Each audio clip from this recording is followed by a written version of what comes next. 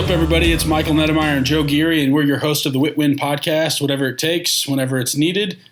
Today we're talking about what stops people from being great in business. What stops businesses from being great? What stops salespeople from being great? What stops, just about anyone from being great at whatever they're doing? And oftentimes, and there's a book about this, but it's because they settle with being good. Do you agree with that, Joe? Yep, I 100% agree that people just get to a certain level and they get content, they get comfortable, and they just stop doing what got them there and stop growing and getting better. Yeah, so if good is the enemy of great, there's a book called Good to Great by Jim Collins. It's a good one if you haven't read it.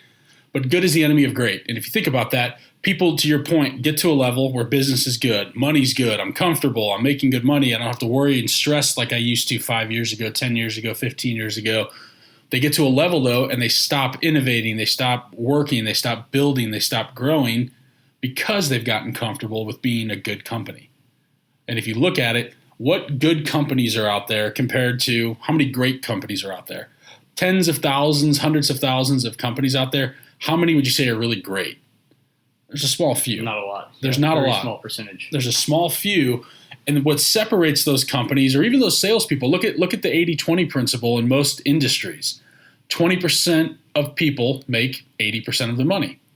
So what's separating those 20% from the other 80%? And really of that 20%, 3 to 5% are probably making really high net worth or really high income, where everybody else. It's because, to your point, you start working and then you oftentimes abandon the principles or the habits that got you to that level. So people start thinking, oh, well, I'm too good to go door knock now. Oh, I'm too good to pick up the phone. Not that I'm too good, but I'm beyond that. I already did that. I already did that for 10 years. I shouldn't have to do that anymore. And they stop those foundational principles that help them build their business. They quit doing. And they think, oh, I don't need to do that anymore. I've made it, which is the wrong attitude if you want to build a great company. And I also think with building a great company, it comes with how do we put intentional focus on plugging holes in our business? Where can we be better? Because at the end of the day, good isn't good enough if you can be better, and better isn't good enough if it can be best. And that's what I constantly think about. How can we constantly and consistently make things better within our business to keep growing so that we never become a content business where, we do the same production year after year after year after year. So in your business, Joe, what are you doing to make sure that doesn't happen, where you're constantly having growth and constantly having trajectory of making more money every single year? Yeah, I think the biggest thing is most people compare themselves to other people instead of comparing themselves to their own potential. So they'll look around them and say, oh, my friends don't make that much money, or I'm making way more money than them, or, Susie Lou over here, this business is only doing X and I'm doing, double the amount. And they think they're doing good. They think they're winning. But in reality, you have that much more that you could do. So I think it's focus on your own potential and not necessarily what everybody else is doing. And that's a good way to figure out how much more you can grow and figure out a plan on how you can get better and keep going and doing more. Because, most of us are hardly even scratching the surface on our potential. Yeah. So keep focusing on your potential, and you'll find that there's always room for growth versus just paying attention to what everybody else is doing and trying to play the game of competing with everybody else, because at the end of the day, you're just competing with yourself. Yeah, I agree with that. And I think if you have a peer group that's not necessarily pushing you, like if you're the top person in your peer group, you need to go find new people. Now, that doesn't mean go abandon friends and things. Like I hate when people say, oh, you have to get rid of your friends. No, you don't. What you need to do, though, is start surrounding yourself, though. You can still hang out with your friends. There's no problem with that. And unless they're really dragging you down, that's a different story. But if they're just supportive friends and they don't have the same ambition or the same mindset or the same path that you're on, that's okay. You can still be friends with them. You just don't talk about business things. But if that's the case, you need to go find people that you can aspire to be like. So you need to be surrounding yourself with people that are doing more than you. And that's the answer at the end of the day. How do I become a great company? Well, one, I have to know it's possible. Two, I have to surround myself with other people that are doing it at the level I aspire to be to. So that can help push me and help me grow, and it can cut my learning curve, because oftentimes some of the most successful people are also the most generous people that are going to share strategies, share things they're doing, share pitfalls that they went through that maybe now you can avoid. That's why having coaches and mentorship is very important as well, if they're the right types of coaches and mentors. And if you do these things, you can focus on building a great company or becoming the best salesperson you can be, becoming the best athlete you can be. Whatever the industry you're in, it doesn't matter. But how do you focus on being great at it and not just being content with, well, good enough. It's good enough. Because I think that's oftentimes where people get it's comfort. It's that whole level of, well, I'm making a good income now, so it's okay. That's why people won't leave a job too. Maybe they have big ambitions or big desires to go do something else, and they won't do it because they're fearful of what if it didn't work out. Now, I'm making decent money. Life's not bad. Life's okay. So I'm just going to stick here and never go shoot for what I really want to do, which oftentimes I think can be a huge problem. Yeah, because I think a lot of people, they'll cast a vision or they'll set a goal before they get started doing something. And then the most dangerous thing I feel like is that good or that little bit of success, because then it's very comfortable to just stay in that and just not keep growing, getting better, because you're super comfortable. And once people have comfort, a lot of them shut down or just get complacent. And that's what we see all the time with businesses and people that, hey, they have everything they need. They don't have a lot, but they don't have a little. They're right in between.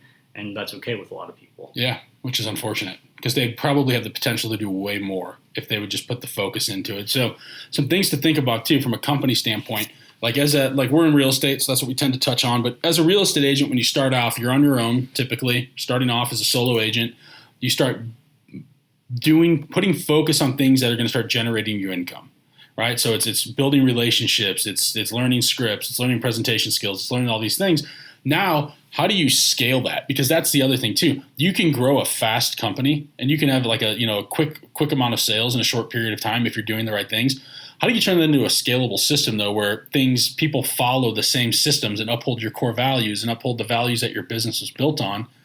And one of the ways you can do that is simply, and it sounds stupid, but it's a checklist. I've always used checklists. I like checklists. Like I was an aviation major in college, so I've spent a lot of time flying airplanes. There are checklists for every single step of flying an airplane. There's a pre-flight checklist that I'm checking before I even get in the plane. There's a checklist before I start the plane. There's a checklist before I taxi. There's a checklist before I take off. There's a checklist after I take off when I'm cruising. There's a checklist before I land. There's a checklist to turn the airplane off. There's a checklist for everything. And guess what happens? When you don't follow those checklists, what happens? You forget to put the landing gear down. That's happened, right? In school, when I was in college, it happened to some people. They'd forget to put the landing gear down. Well, when you land a twin-engine plane without landing gear, you're going to do a lot of damage. All because they had enough hours in the plane where they got comfortable. Right? They were a good pilot, but they weren't a great pilot. And what separated them from being a great pilot was oftentimes just following the checklist, doing little things. It's the same thing in business. If we can build checklists that our team can follow, that's how we can build great systems that we know things are getting done consistently every single time. And we don't have to worry about, is that getting done or not? We know it's getting done because we can go look at the checklist and see that it was checked off and it was done correctly. I think that's a big part. What you just said is that, the person flying the plane, they get comfortable, they feel like they know how to do everything, and then they forget that small little detail. And I think it's the same thing in business and in life. It's the small little details compounding is what can kill you and what can hold you back. Is a lot of people start skipping those small details that they don't think are important right now. Yeah. But then over time they build up and create a monster that you can, you can't face it, you can't get past it because you've let things go so long that the small details are coming back to bite you. They do. And the small details are everything. The seemingly unimportant things in our business compound, to your point, into massive results. And that's why it's so important. If you want to separate yourself right now, you might be building a team or building a company and things are going well and you're making money. Are you looking at every aspect of your business? Because it's not always just the top line of what's coming in. We need to be looking at customer retention. How many of our clients are coming back? Are we giving 5-star service that we expect from our team members? We need to constantly looking at things, and that's what we do here. And that's what I'm a big fan of plugging into is I want to plug holes. I want to see, great, we're making income, we're ahead on profit, everything there is good. Where are we not doing well? What do we need to be focused on? Where are we failing in systems? Where are we failing in customer service? Where are we failing on conversions on appointments? I want to be looking at those things constantly and figuring out how do we make those things better. Because at the end of the day, if you want to build a great company, it's not about just one aspect of it. That'll get you started, but now you have to learn how to consistently and scale different systems to make sure that everyone's in the boat together, rowing in the same direction. And when you start to do those things, that's when your business can start to grow. But prior to that, because like I said, in the beginning, it's just all you doing it all. So how do you make a scalable system and not get comfortable along the way?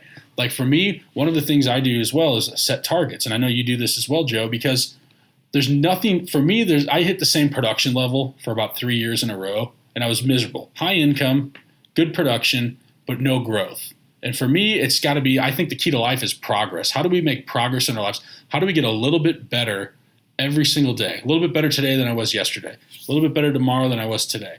Every single day, if I can make progress, that's what keeps me feeling like I'm winning in life. And it's when I'm flat and I'm stagnant and I'm doing the same production and I've got the same business and I've got the same thing and it's like Groundhog Day every single day. And I don't want to live a life like that. I want to live a life where we're constantly growing, we're constantly adding value to our clients, constantly adding value to the people on our team, and so we can all really live an abundant life. So what keeps you motivated, Joe, from not getting caught up in the good and the average and just feeling like I'm comfortable, I got enough money in the bank now, I can chill? I think the biggest thing is really the potential on where could you be versus, like I said earlier, comparing yourself to others. Because when you play the game of comparing yourself to others, it's not very fulfilling, number one, because it's not very hard to get past a lot of people that are around you. Mm-hmm. Like you can do that very easily.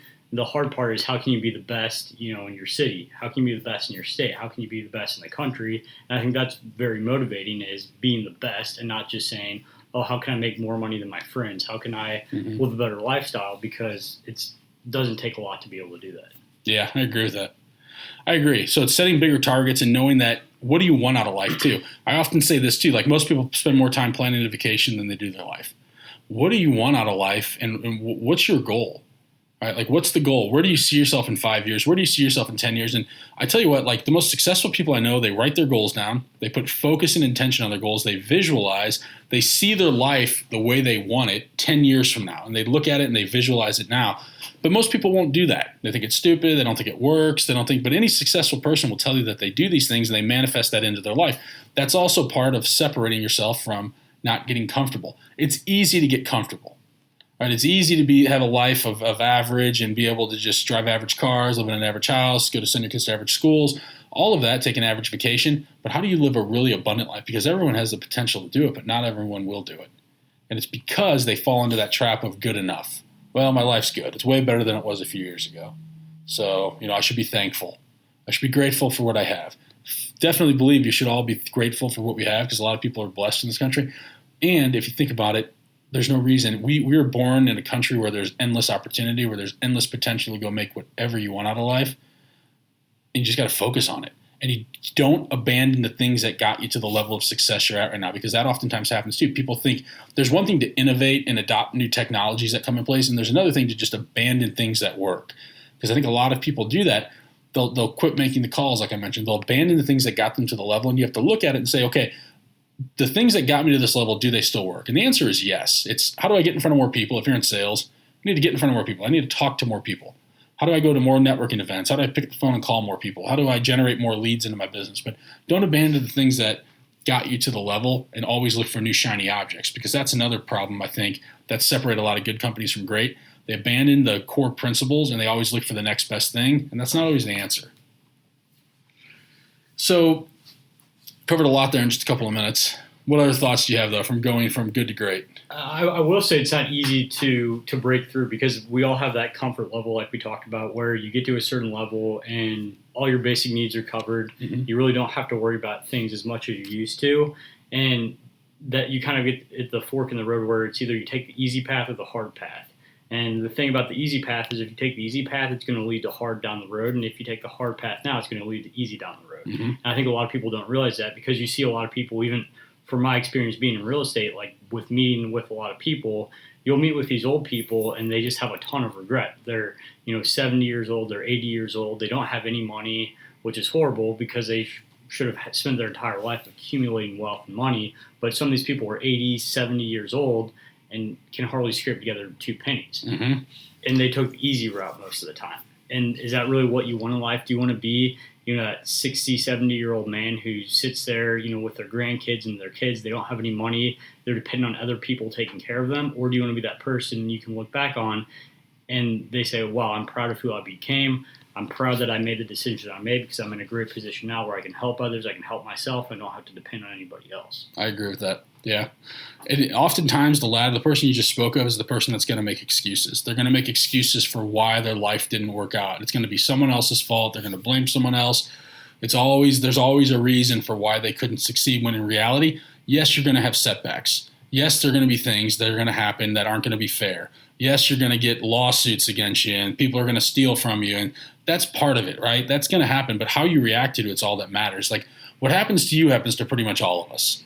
But how you react to it's what separates people that succeed from people that don't.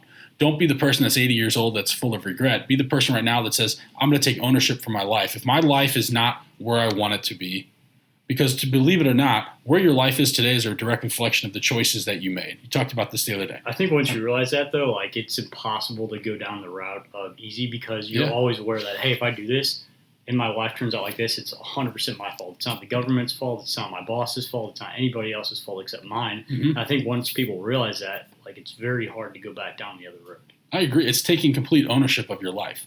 And knowing that no matter what situation comes from, it's ultimately your responsibility. Like Jocko talks about in Extreme Ownership, everything's your fault. I'll give you an example. I was in Colombia last week, in Medellin, Colombia, out of the country, and I went to a lunch. I pulled up to a valet. I valeted my car, and car was fine when I gave the valet my car. I went in and ate lunch. I came out. He pulls up. My tire's flat, and the taillight's broken. He didn't take ownership of it. All right. So I could have fought with the guy. I don't speak very good Spanish, but I could have argued with him. I looked at it, and he just kind of denied it, and I was like, okay, it was fine an hour ago. But at the end of the day, I just limped it into a place. I got the tire changed, got the stuff fixed, and at the end of the day, I take ownership. I shouldn't have valeted the car. I shouldn't give a rental car to somebody that isn't supposed to be driving it. Right? So you know what? I'm going to pay the money. It's my fault. And from now on, I'm not going to valet cars when I'm in Colombia. It's simple. I'm going to find a parking spot. If I have to walk a little bit further, I'm going to walk. Like I just took ownership of it. I'm not going to let it ruin my trip. I'm not going to let it, blame the guy and fight with the guy. You know what? At the end of the day, it's my fault. I take ownership for every single situation that happens in my life because that's the way I want to live. I want to be in control of my life and not place blame and be sitting here blaming somebody else for the way my life turns out. And that's the way we have to look at it. We all have the potential to build the best life we want if we can come to terms with the fact that we control the choices that we make and the outcomes and how we react to situations. Like that's one thing too. I tend to react in certain situations. And that's something I've been very proactively working toward is how do I be more calm? And that's what I did in that situation. I didn't get angry. I just recognized that I was really pissed off inside, right? And arguing with the guy, what good would that have done?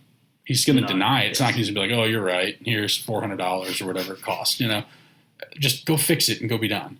So just own it. And at the end of the day, it's that kind of mindset that's going to separate you from having a good life to having a really great life. When you can own every aspect of your life and know that even if bad situations happen, I'm not going to sit there and wallow in my misery and be like, oh, my life's so unfair and this and that. I'm going to own it and be like, yes, this happened to me. How do I fix it? How do I correct it? How do I make it better? How do I make sure I'm never in this situation again? And when you start to do that, you can take your life from good to being really great. You can take your company from good to being really great. So I hope that helped. We'll see you guys next time.